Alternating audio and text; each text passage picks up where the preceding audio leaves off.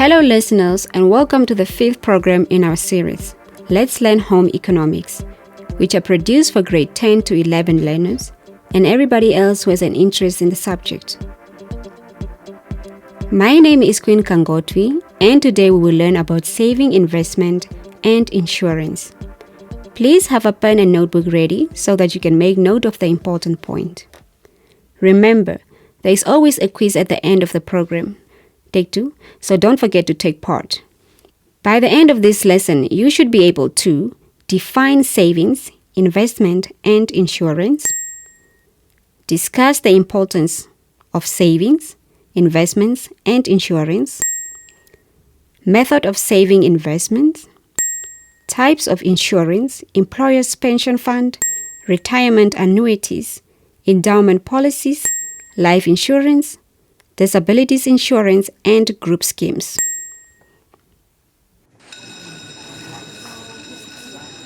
Miss Angula, my mother always say, put money aside if you want to buy something you really want. For example, I need a camera to make money. That's great, Kaunda. That is called saving. That is to put away surplus income for future use.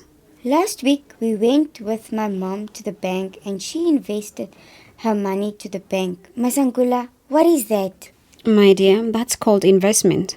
Laying out money for profit resulting in a next addition to capital. But miss, one of my friends once said to me, if I happen to buy a car one day, I should insure it. But why?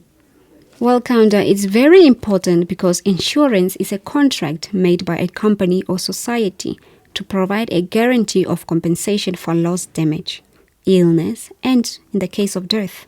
So, what are the other insurance apart from the one we learned today? Okay, we do also have employment pension fund for retired persons, where he or she gets a pension for life. That means the amount of the pension is based on the number of years an employee contributed to the pension fund? That's correct, Kaunda. Very well. You can also have retirement policy and also endowment policy. The insured is protected for the full face value of the policy for duration of the policy. That means in the event of death, the full face value is paid to the beneficiary. That's correct, my dear. Also, if the policy matures and the full face amount is paid out to him. What if the person loses any of his body parts which can cause him/her to be unable to work anymore? Well, in a case like that, you can have disabilities insurance. If the person is totally and permanently unable to follow his or her regular profession. So life insurance and group schemes are the same? The answer to your question is yes and no. Group scheme is an insurance that covers a group of people. For example, family members. Thank you, ma'am, for the information. I learned a lot today. You're welcome, my dear. And this brings us to the end of our program. But before we close off, here's an activity for the day.